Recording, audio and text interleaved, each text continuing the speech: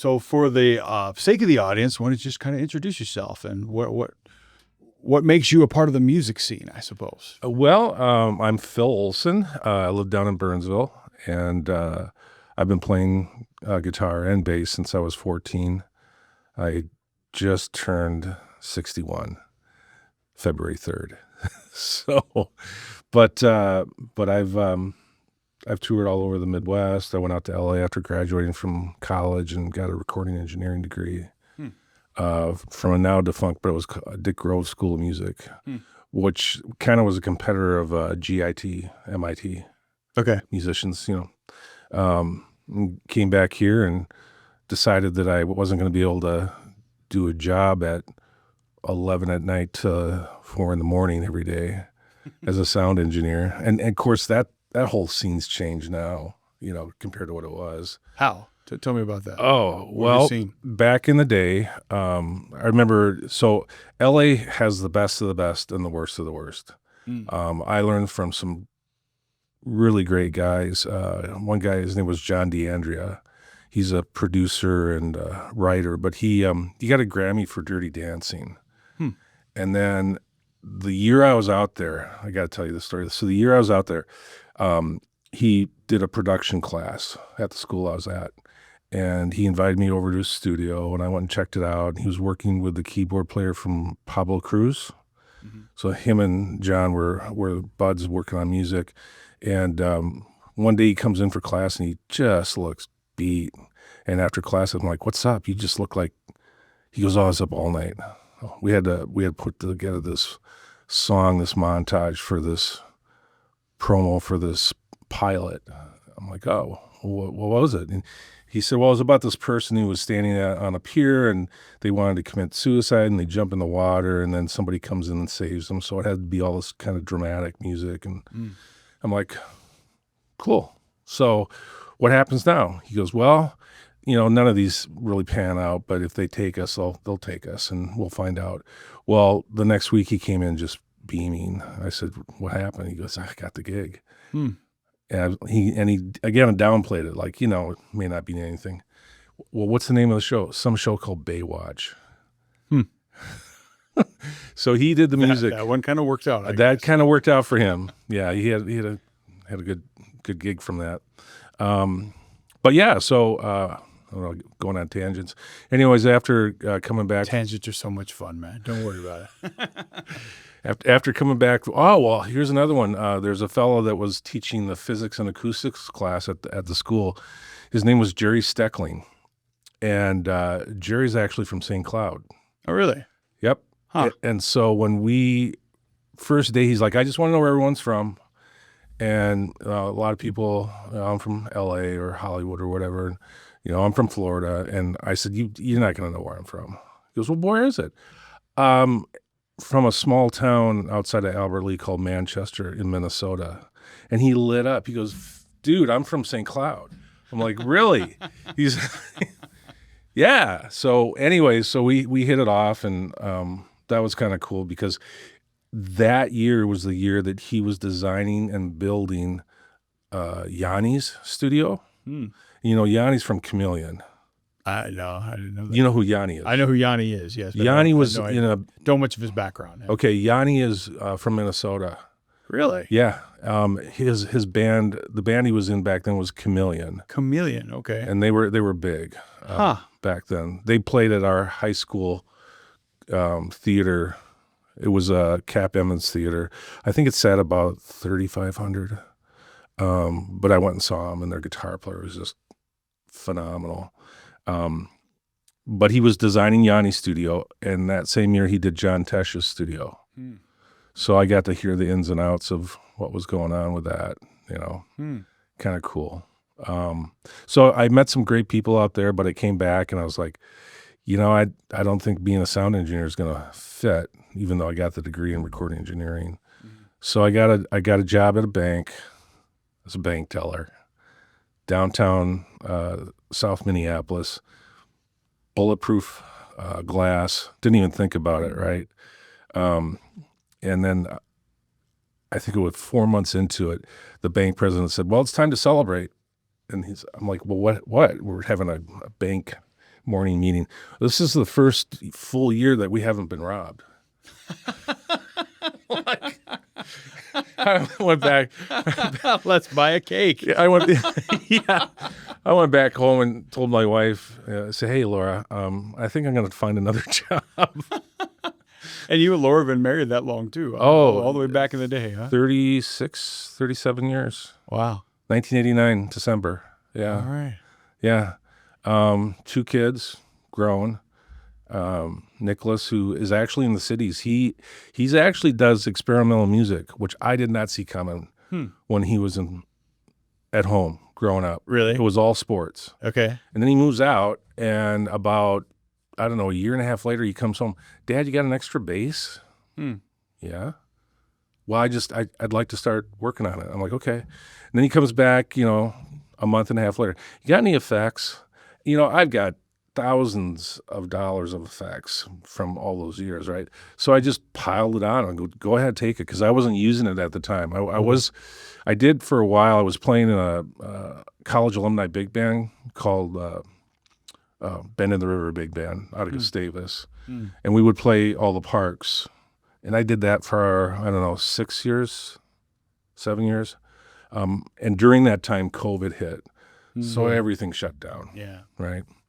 And I'm doing lessons on Zoom with my guitar like this, trying to teach students. That wasn't a good time. But anyways, he comes home and he's actually getting some form of following. His Instagram name is Head Trip with 3 I's. So it's TRIIIP.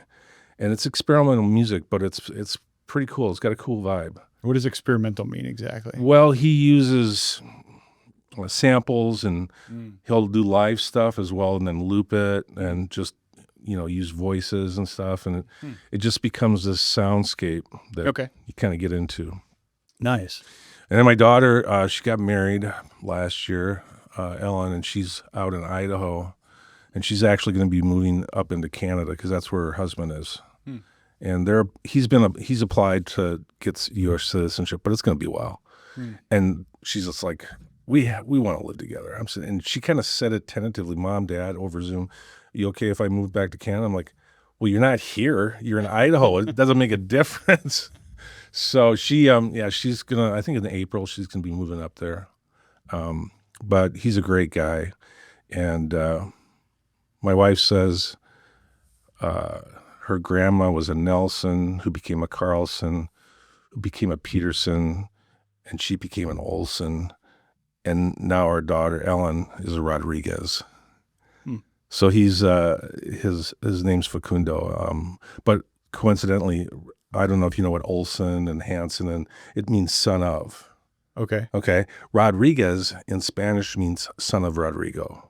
Is that right? Yeah. I did not know that. That's interesting. Throwing out trivia here. Nothing to do with music. Massive trivia. Yeah, I love it. Anyways, so I had a corporate job. I worked for Ideas Life, which became American Express Financial Advisors, and then it became Ameriprise. And I did that for 13 years, and the last 3 years just sucked.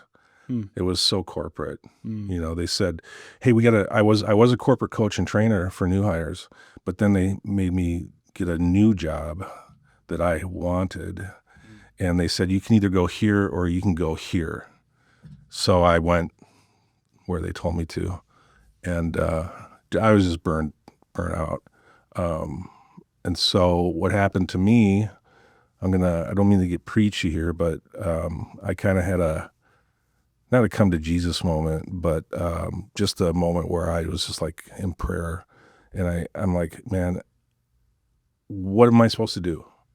And I heard him say, fast for 3 days. So I did. It wasn't complete fast. I did water, but I got done with it and I'm praying and I'm like, why did I do that? And clear as a bell, because I told you to. That was it. So really what he was doing is kind of training me to hear him. And not think it was something else, but it was him. And about a year after that, I kind of switched gears and went away from kind of mainstream Christian to Messianic faith, which is more Hebraic faith. Okay. And I'm sitting at my desk, and I hear him say, "Stay where you're at, stay where you're at." And I just out of desperation say, if I'm being obedient, when's this going to change? I don't know how much of this I can take. That weekend after the service, a friend of mine, I'll just say his name is Dan, comes up and slaps me on the back and says, "You ought to teach guitar for a living." I'm like, "You can't make any money at that." He's like, "You could make a good living. Are you serious?" So long story short, it was like a lightning bolt went off every other week for about 2 months. And I went to Schmidt and I called them up and I said, "How much do you pay guitar teachers?" And hardly anything. And the lady's like, "We don't have any openings, but there's this guy who's got a conservatory in Burnsville. He might, be looking for somebody." So I call him up, Scott, and he says to me, "Are you calling me about the ad I put on my website for a guitar teacher this morning?" I'm like, "Didn't know that, but yeah." So I went over and talked with him, and he went to St. Olaf and Gustavus, so friendly rival, hit it off. And I left, and I did the obligatory, I emailed him and thanked him for the interview, and I just said, I think I need to do this on my own if I'm going to make any money at this. Well, about 3 weeks later, he calls me up. I'm at my work downtown, and he says, "Phil, my phone's been ringing off the hook for students for guitar. Could you help me out? I know you're going to do your own studio, but can you help me out? I talked to both of your college professors, and you must have made an imprint on them because they both remember you highly and said great things." I'm like, cool. I said, "Well, let me pray about it. I'll call you back tomorrow." So I hung up the phone, and I literally saw a blue sky with a white 2x4 hit me on the forehead. And I heard clear as a bell, "This is what you're supposed to do. What do I have to do to get through to you?" And I do the obligatory, "Well, yeah." I said, "Well, I'm going to pray." And I told him I'd call him tomorrow. I'm not going to call him right back. Anyways, I started teaching there, and I started teaching at home. And I was working part-time. I was working 38 hours. Not 40, 38. And then I was working at home. And within 2 months, I had enough students to leave my job of 13 years. So I walk into the conservatory and tell Scott this, and he freaks. He says, "Phil, it takes 2 to 3 years to build a studio. Are you sure?" And I said, "It doesn't take 2 to 3 years. I'm stepping out on faith. He's got me. I know he's got me." So another 2 months go by, and I said, "Scott, I'm really busy. Could you find another guitar teacher?" And he's like, "Okay, can you give me like a couple months?" See, what happened to him is he had another guitar teacher before me who had a big student load, and he took them all from his conservatory. And when I was interviewing him, he shared that with me, and I said, "Scott, I'd never do anything like that." And so I said, "Yeah." And he asked where I was at. I was at 50 students in 4 months. So another 2 months go by, and he says, "There's a student that wants to go to your studio. You've been great with me. I want them to go." I'm like, "Are you sure?" He's like, Yeah. I want to say thank you." Okay. By the way, where are you at for students? I was over 70 students in 6 months. And I told him that, and he's like, "I've never seen anything like it." I'm like, "I know." I mean, I don't know, but it just, when it happened, it was just insane. So for an outside guy, like what would have been the normal trajectory? Like what were other people expecting it to look like, and what was their experience? Well, I can't speak for all teachers, but I think an average student load for teachers is probably around 30 students, maybe. I remember talking to a guy that was a keyboardist who taught, and because you're doing other things, right? You're doing your music and other stuff too. And I told him where I was at for students. He's like, "How the hell do you do that?" Well, I considered it a gift, right? From what I was doing, I was gone from that corporate crap, and I didn't have to deal with that anymore. So I think that's maybe the average. I've never Googled it. I'm sure you could ask Claude, probably tell you what the average student load is. But 70 students, it was a lot. Hmm. And so I started paring it down. As students left, I didn't take on more students until I had a student who I was teaching mention that he went to Schmidt to try to be a teacher there. And I'm like, I was so busy. I'm like, Victor, why don't you teach here? Hmm. What? I said, I'll pay you more than they do, and I'll give you a ton of students. And so he taught at my studio for 5 years. Hmm. Of course, the economy shifts and stuff, but he moved on. But we still stay in contact. But so, yeah, I mean, So what year was it? Like, take me to a time and space, like when you were still at the corporate job, started having this, this guidance to kind of think about moving on. Like, where are we starting? well, And when did you finally kind of make the cut and make the move? so it was almost 25 years ago. Hmm. And, Wow. and it was in December that I did that interview. And it was at the beginning of January I got the call. Hmm. And so I was taught through kind of January through February. And that's when I quit my job. Hmm. That was it. Wow. So March, April, May, June is when I kept teaching at Burnsville Conservatory and at my studio. But yeah, I've never looked back. So you've been at this for a minute. Yeah. Yeah. Okay, cool. Yeah. And Yeah. So you had mentioned COVID somewhere in there, and it was in reference to something else, but my brain was still stuck around. Oh. But then you said Victor was teaching for 5 years. I said, okay, I got the timelines mixed up. Let's Yeah, flesh this out a little bit. it's a- 25 years is, that's quite an. yeah, Wow. it's been almost 25 years. And you teach long enough like that, you have some great stories. Hmm. I had this one guy, Nick, I think I can say his name, Wilson, and he went to Apple Valley, and phenomenal guitar player, hardcore, and he was in high school, and he had been coming for about, I think, 2 years, maybe a year and a half, and he went to a jazz camp, long weekend jazz camp. I think it was in Wisconsin. And I believe Herbie Hancock was there. There was also one of the Marsalis's brothers.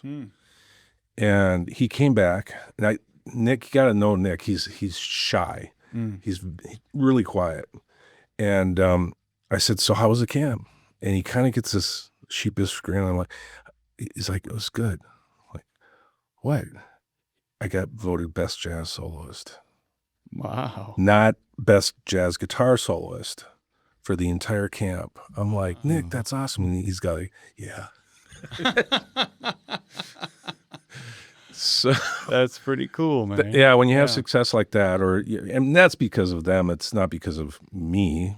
If somebody's willing to take information and utilize it, that's what matters. Of course. Yeah. So, the idea that you think you know it all is the moment you stop learning.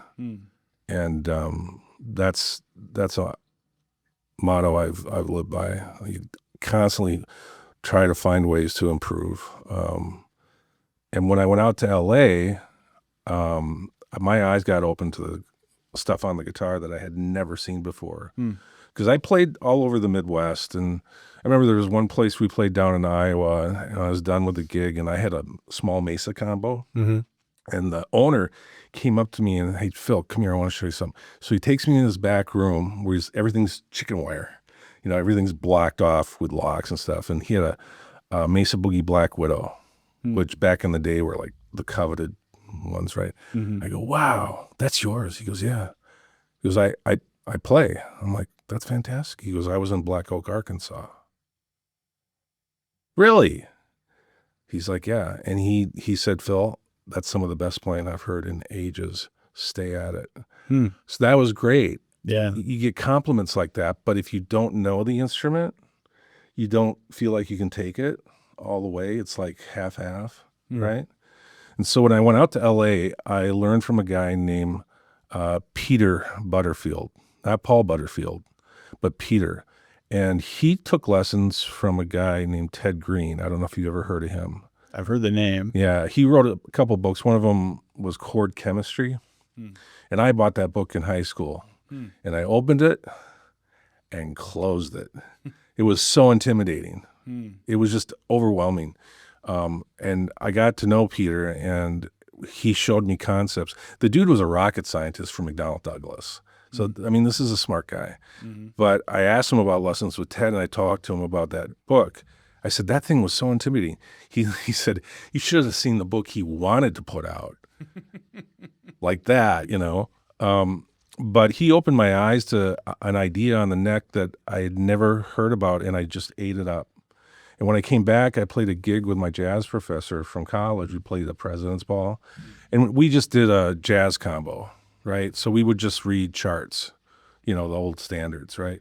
And so, you know, you read the head, and then everyone takes a solo, and then, you know, what does a 2-minute song last, like 10 minutes, right? Because it's just a jam. And nobody's really listening to you anyways. They're off doing their thing, you know, Right. talking and whatever. But when we got done with the gig, Rick Orpin, who was my jazz professor, he played bass. He said, you can play guitar, I don't care. He came up to me and he said, what'd you do out there? What'd you learn? I'm like, why? Your playing is light years from where it was just a year ago. I've never seen anything like it. And I'm like, I started to explain these concepts. And you could tell that it was actually new for him too. Because if it wasn't new, he would have taught me, right? You can't teach what you don't know, right? And if you think you have the answers and you just do it the traditional way, I mean, come on, Gustavus, great college, very small, not really in a metropolis. L.A., different beast. Yeah, sure. Right? I mean, I as a recording engineer out there, we did live sessions. I got to meet Toots Thielman. Do you know who that is? No. He's a chromatic harp player. You've heard of him. The dude's, he's no longer around, but he played on everything. Movie scores, everything. The dude looked like Santa Claus. He got a white beard, you know, and but we had that level of musicianship come through the studio. And it was awesome because you got to meet some highly talented, right? And some of these guitar players, I mean, they could eat Zappa for breakfast. It just sight reading skills off the charts. In fact, one fellow that I took a class from, Lee DiCarlo, he was like a second engineer and an engineer for Aerosmith.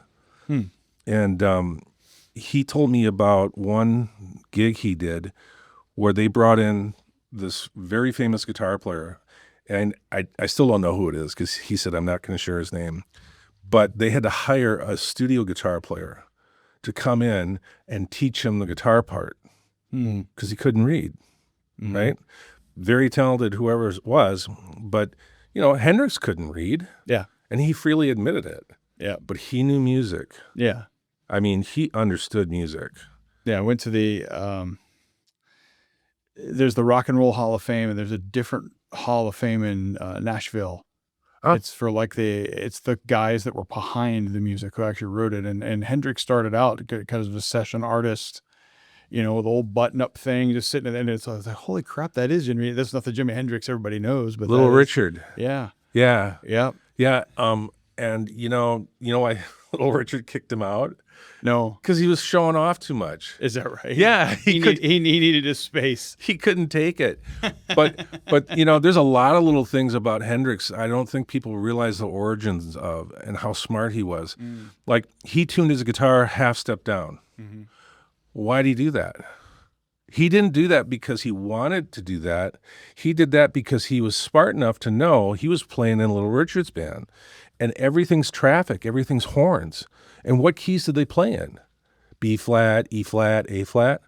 Well, why play an A flat when I can just drop my guitar down half a step and chomp on an A and be in tune with the band? That's why he did that. So when he came on the scene and he was tuned down half a step, nobody had done that before. That was a new thing. Really? Yeah. I didn't know that. That was a new down tuning started with Hendrix? Around that time. Around that time. Don't quote me, but you know, standard tuning was what everybody did. Yeah, interesting. And then you had later on bands tuned down a whole step, right? And then down a minor third. Yeah. And then in came the baritone guitars, right? Yeah. I mean, that's just the evolution of what happens in music. It's cool to see, though. When he burned his guitar at Montreux, Pete Townsend came up to him. Well, I can't top that. Because, the Who would trash all their instruments. Yeah. Right? I remember seeing an interview with Townsend, and he just lamented on how much money he had lost by all the guitars he trashed. He said, I wish I'd never would have done that, but, Everybody's trying to put on a show. Yeah. But that's, I think you have the same attitude, just that love of music. Yeah. And watching people who really are your heroes. I got to go backstage, Return to Forever, Chick Corea, Lenny White, Stanley Clarke. Al Di Meola was the first guitar player, but he wasn't with them. Frank Gambale was. I don't know if you know Frank Gambale. Yeah. Frank Gambale worked with Chick for years, and Frank's still around. Chick passed away a couple of years ago. But I got to meet all four of those guys, and it was one of the moments that I'll always remember because each one of them were just genuine, sincere. They weren't stuck up in any way. I remember I talked to Frank and I said, 89. Yeah, what 89? I saw you at the Baked Potato out in L.A. I lived out there for a year. And he's like, oh, those were great times. And he goes, well, what do you do? And I'm like, oh, I'm a guitar teacher. And, I kind of said it sheepishly, and he just said to me, Phil, that's an honorable profession. Good for you. You got to be proud. I'm like, okay.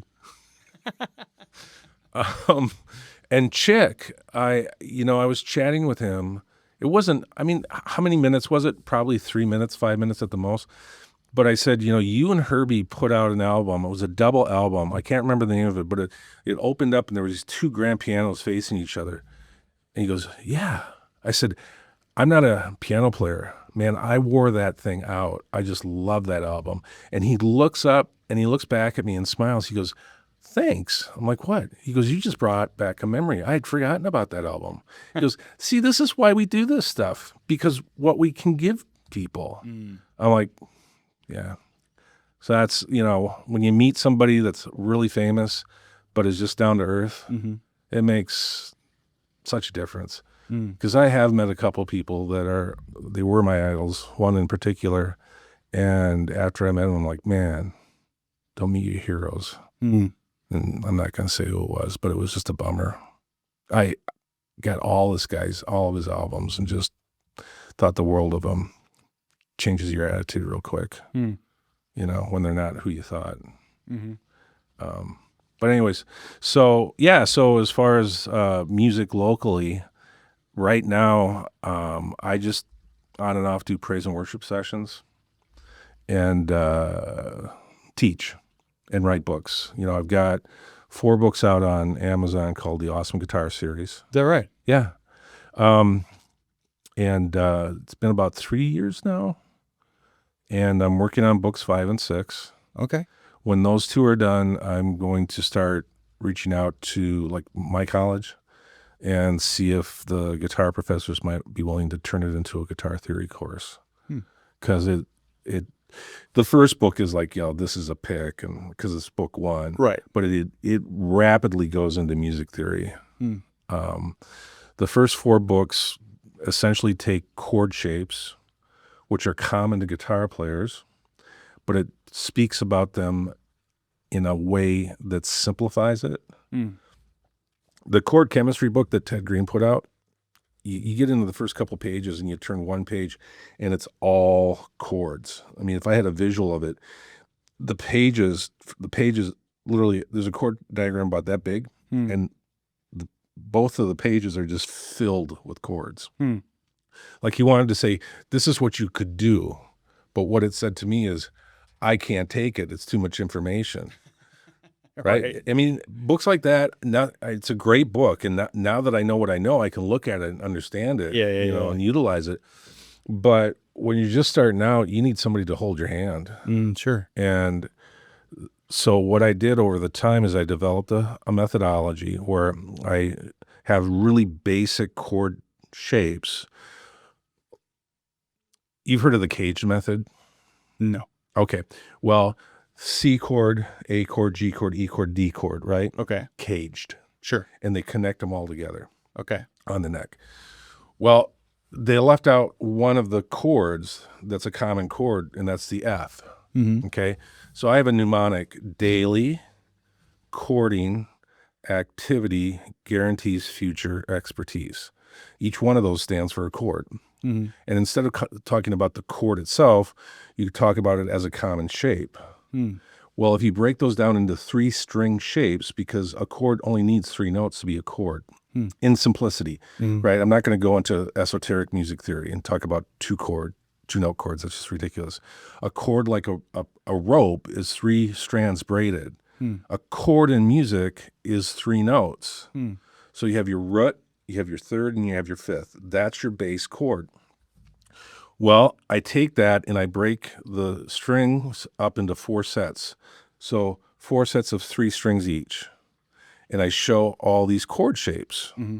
There's only 3 per set because there's only 3 ways to voice a chord. Root position, third goes down in the bottom, that's an inversion. Fifth goes down in the bottom, that's another inversion. So if you understand that simplicity, then you take the neck and those shapes and memorize them. And because of how the guitar is tuned, you have strings 1, 2, 3, that's unique. Strings 2, 3, 4, that's unique because of the tuning. The tuning is a fourth, third, and a fourth for strings 1, 2, and 3, which means there's a hiccup. All the strings are tuned by a fourth, except between the G and the B. That's tuned by a third. So the bottom 2 sets, sets 3 and 4, that would be 6, 5, 4, and 5, 4, 3. Those strings, the shapes are identical, right? So instead of having 12 different shapes, because you have 4 sets with 3 shapes in each set, you break it down into 9 versus 12. Okay.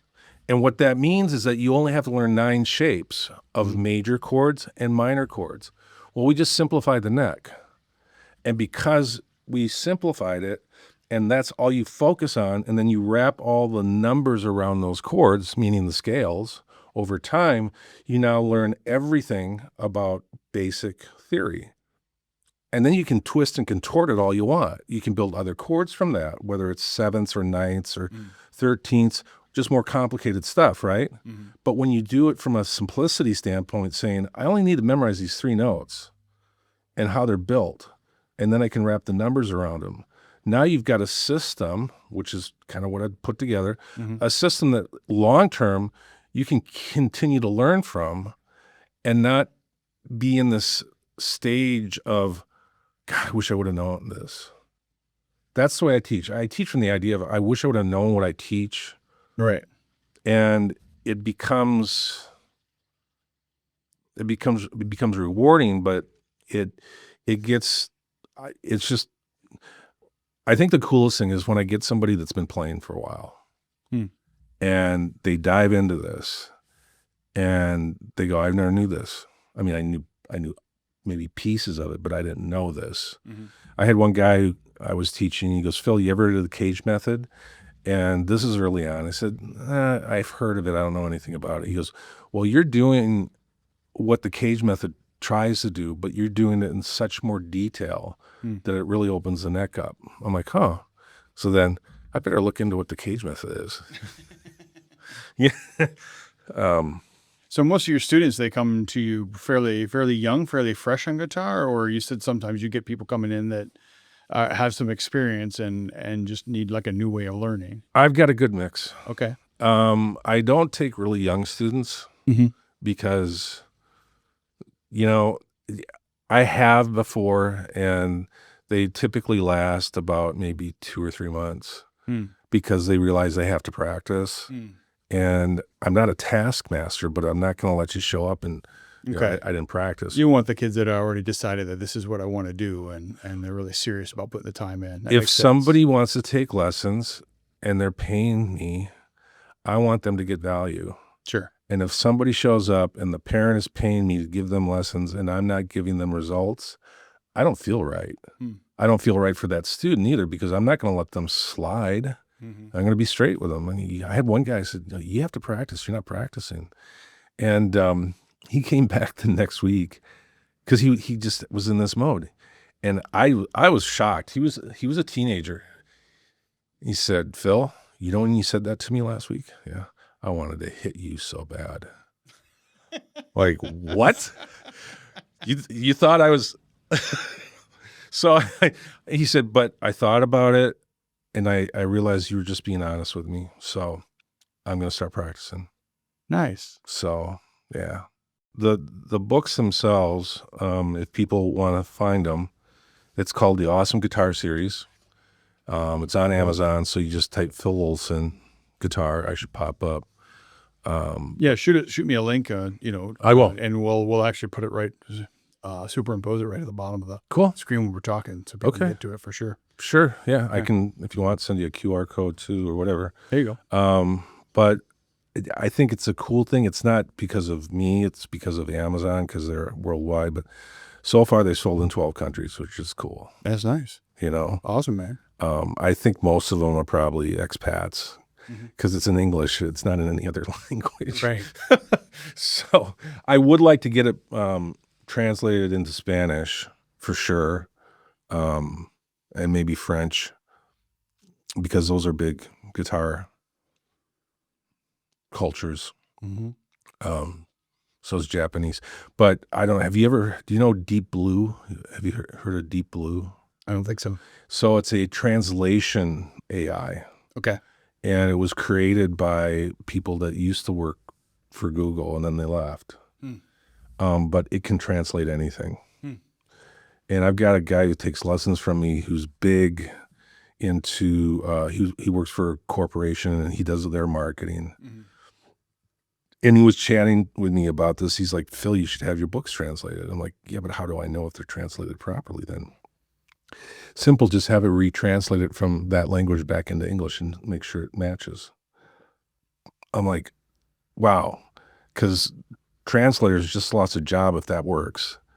That's a huge industry, properly translating dialects. Yeah. So, but yeah, so books 5 and 6, man, I'm hoping they're going to be done probably in about a year, realistically. I'm close, but the amount of work that is involved with these 2 books is pretty insane. What I'm doing is I'm taking the simple chords and I'm showing how you build a more complicated chord from that chord. And so that has a lot to do with diagrams. It's technical, right? Yeah, sure. And which chord shapes of that chord am I going to utilize? That's the behemoth, because I think somebody did a patent on guitar concept back years ago, and I remember because I was looking at possibly patenting my methodology, and they estimate that there's over 144,000 different chord shapes. Now, how many major 7th chord shapes are there? I mean, it's just kind of like, how much am I going to do? How thick is the book going to get, So, but yeah, so, and then, as you know, my wife and I have a digital marketing agency, and that actually happened because of my studio. I had a company out east that was taking care of my website, or so I thought. And they usually would give me a call once a year for the check in the fall. And I got a call from them in the summer from a guy I'd never talked to. Yeah, your guy's really busy, and I just thought I'd reach out and see how things are going. And I'm like, oh, well, I see a lot of traffic going to my site, but I don't see a lot of people filling out the CRM. I don't know why. And I said, I get calls. He goes, oh, well, let me fill it out and send it to you. So he fills it out, and I can hear him go, click. Did you get that? No. I just sent you a request. I said, I didn't get it. So he does this 3 more times, eliminating fields. And after the 4th time, I just said, where are you sending them? You're sending them to my email, right? He goes, well, here, let's go on the back page and see. Turns out they were using an old email. So I'm a little upset. And I said, can we go into the site's email and see if there's requests? Here are all these requests from people for lessons. And I'm pretty upset now. And I said, do you realize what you're doing to my business? He said, I trusted you. You guys, he was doing the I said, dude, just own it. You can't hide from this. And I got off the phone and I vented towards Laura about it. And she was just thinking about retiring from the healthcare industry. She had overseen, I think, 13 clinics for Optum. Not Optum, Summit Orthopedics. And prior to that, she headed up Health East's ambulance division in St. Paul. And she was just burnt. And I looked at her, I said, hey, if this is happening to me, who else is this happening to? I can see an opportunity here. Do you want to start a digital marketing agency? And we both just dove in and said, yeah. So we educated ourselves, got hardcore with it, and we've been doing that for 4 years now, which is really cool because it was 2 Decembers ago. This grandma from Wisconsin called me, and she was driving around the metro because she's old, right? She doesn't maybe shop on Amazon. Right. That's just the way she is. She wants to go hand pick out the gifts for her grandkids. And she's on her phone and she's driving through the metro and she goes, every time I pull up my phone to find guitar teachers, you're on the top. How do you do that? And I'm like, I might know a thing or two, which is cool, right? Right. But so I remember when I dumped the agency that I was using on the East Coast, and I wasn't going to play my hand. I just said, well, I'm going to pull back on students. I'm writing more, my books had been out, just starting to come out, and they're like, are you sure? Because we could really help you. And so I said, yeah, I appreciate it. Appreciate everything you've done for me. But I'm just gonna pull my site. I want to run it myself. And that was kind of cool when that lady just made that comment because it'd been a couple of years without them. And now you're actually starting to see the results you wanted. Yeah. With people responding and me actually responding back to them. Yeah. What a concept. Right. I mean, if you're a guitar teacher or if you own a business, you know what one customer is? I mean, that's gold. You treat them right. Yeah. Because you want them to have success so you can have success. Yeah. And yeah. So, but it's been a good run. And once I do get the next 2 books done, if I can get them into a couple universities as a guitar theory course, that would be huge. I won't get rich off it, but it'd be nice to have something that has quite a legacy, though. Has a notoriety like that, can pass it on to the kids. So you teach music and play sometimes with congregation. Do you consume a lot of music? Are you out there watching bands, or do I go watch out? Big shows? Yeah. Do you go out? I will go out occasionally. I'm not like, God, now I'm just dating myself. I'm old. If I can, Laura and I will go out, watch bands, but it's not that often. I'm much more of a consumer of checking out bands on YouTube. Okay. Even local stuff. Yeah. But as far as going out a lot, I mean, when I'm done teaching, I'm getting things ready for my students from the last lesson, going, getting materials put together for them. So, wow, because a lot of your life is really devoted to that. Then it is. I mean, it's if you're a teacher, you the time you teach, is this much compared to the time that you prep. Mm-hmm. Yeah, because you want to impart and make sure and then provide material. You know, every student, there's two things I do with my students. One is, if you want to learn how to read music, I can do that. Most guitar players don't. The old joke is, how do you shut up a guitar player? Put music in front of them. There's a lot of truth to that, Yeah, you know? sure. But if somebody doesn't want to read music, and I would have to say 95% of all the students I've taught do not want to learn how to read music, you gotta learn how music is put together, music theory.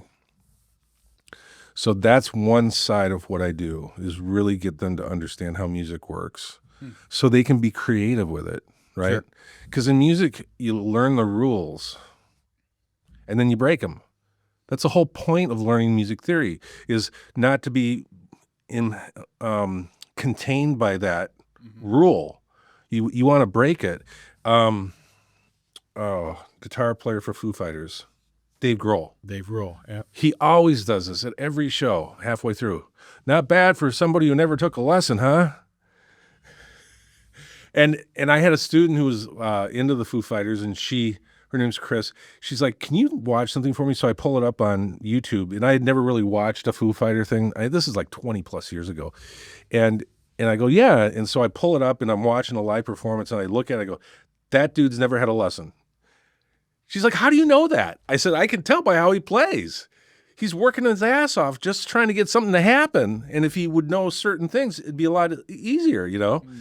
Anyways, his music is very creative, very inventive, and it's unique because he wasn't forced to go, you have to do this, right? But if people want to know how to do something and then they can be creative outside of it, that's a whole different field, because now you've got control and you want to break it. And that's what my goal is, to teach that, right? Interesting. Then the other side is their songs, whatever they want to learn, is because every person's different. So I have every student, I say, give me a list of songs. Well, I don't know if I have a list. I said, you have a list. Come up with a list. Whether it's 10 or 100, just give me something so I know what you like. Because I don't want to feed you something you don't like, right? If you're going to work on music, you want to have it be a song that you really want to get down, you know? When I was in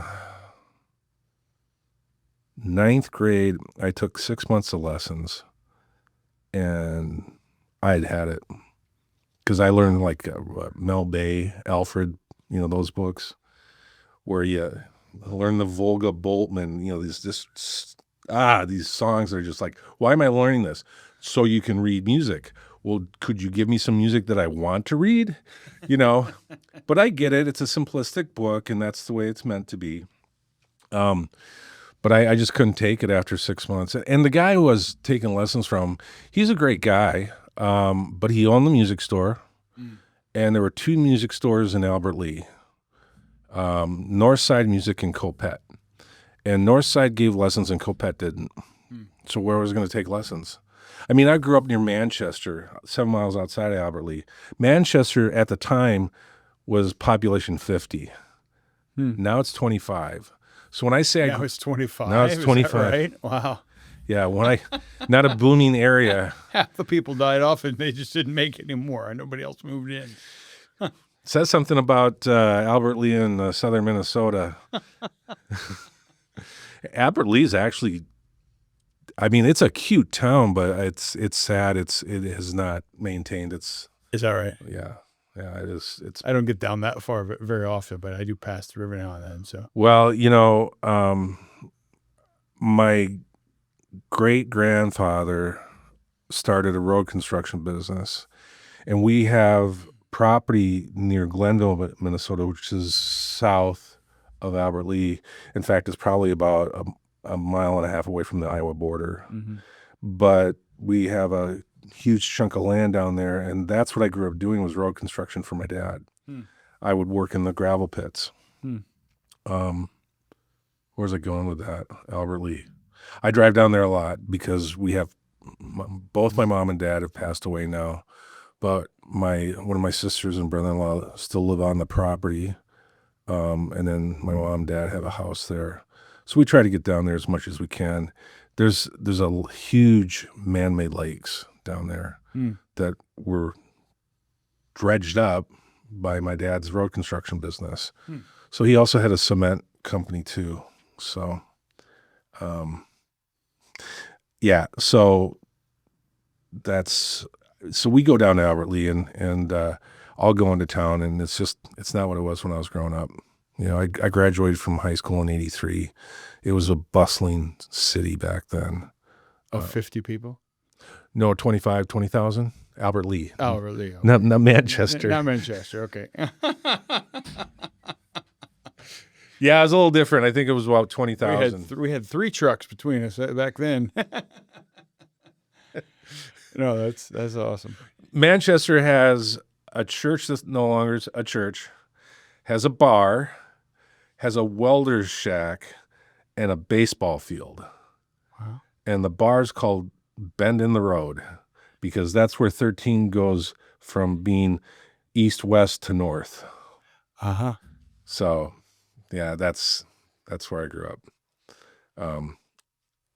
Most people ask, I say I'm from Albert Lee because, right, nobody's like, yeah, England, Manchester, what? Yeah, exactly. You like the football team? Yeah, that's real football. So awesome. Well, to wrap these up, I typically like to ask everybody the same question. This might be a bigger one for you than many people that come in here, but who should be next? Who should be my next guest on this podcast? Who would you recommend out there that that would be a great guest for me? And just to frame it up, I love having conversations like this. You're a teacher, which is different than a lot of the people I've had on, but I'm very open to kind of exploring spaces that are not just geeky musicians. So, well, I gotta plug my son. Okay. His name's Nicholas Olson. He goes by Nick. Cool. He's played at like the Amsterdam and nice. He did 7th Street Entry just a couple weeks ago. We went and saw him because he played early. Nice. Yeah. For mom and dad. That is nice these days, right? Everything's a little earlier these days. Well, but yeah, Head Trip. And if I think of anybody else musically, you might want to bring in. It would be a big group if you did it, but you could bring in maybe a couple guys and gals from Bend in the River, Gustavus Big Band. Okay. I mean, that would be cool. They play all over the place during the summertime. Great musicians. When I was with them and COVID hit, we didn't play. So there was a whole year where we didn't play. Mm-hmm. And then the following year, my dad had a stroke and I was going down every single weekend to help take care of him. Mm-hmm. And so I had to bow out that year. Mm-hmm.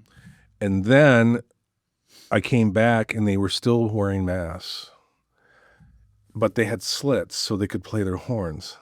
I'm like, guys, can we just get rid of the masks? And that just became a point of contention for me. I said, when you guys are done with the masks, give me a call, I'll come back and play. And coincidentally, that was right around the time that we started our marketing agency. So I don't have time. Yeah, it's stuff to do. Yeah. But I love the people. I love the band. It's a great group of people.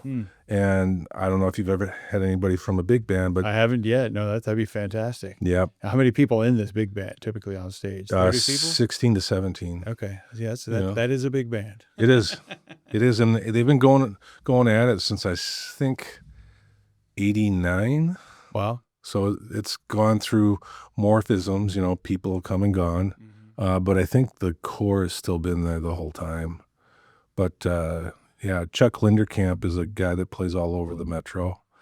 Phenomenal horn player. He's in that group. Steve Truan is now the leader of that. And Steve and I graduated together, so I've known him for a long time. Phenomenal guy. I don't know if he still teaches, but he was a music teacher in the Metro. So there's another teacher. There you go. Another teacher. I like it. Cool, man. Well, thanks. Thanks for coming out and doing this. And this has been awesome. Thanks for having me. I don't know how all that's going to work, but I kind of went in tangents. So Oh, that's great, man. It's great. I mean, this is what it's all about, your stories. This is fantastic. So, Okay. yeah. Cool. And I want to, add something different to one of the things you said about your student who kind of went off and it's all him. Well, he had to be the bucket, right? He had to be empty and willing for you to put all this information in, but you definitely helped him with the information. So I think he would probably give you a lot of that credit back if he had the opportunity to. Yeah, be nice to hear that. But I've got every once in a while I'll run into somebody that was a former student. There's one guy, he's out in Chicago, does a lot of music. Another gal is out in LA and she's just in the movie production and stuff. So there's some of the students have gone and pursued it beyond just playing guitar, which is cool. Nice. So. Awesome, man. Thanks a lot. Thanks, Phil. Appreciate it. Hey there, Minnesota music family. If I haven't personally reached out to you yet, consider this your 100% official invitation to join me on the Minnesota Music Note. I'm Will McLeod, co-founder of the podcast crew here in beautiful Robbinsdale, host of the show, and the guy behind the kit for the band Hits and the Misses. I started this podcast because I want to get to know the people who make our scene tick. Whether you're fronting a band, spinning hip-hop, running sound, booking shows, running shows, or teaching the next generation of talent, your story belongs here. We've had everyone from videographers to festival organizers on the mic, and we're just getting started. It doesn't matter if you're playing arenas or just making magic in your basement. If you're part of the Minnesota music community, I want to chat. Slide into my DMs or hit the email below, and let's hang out and talk shop.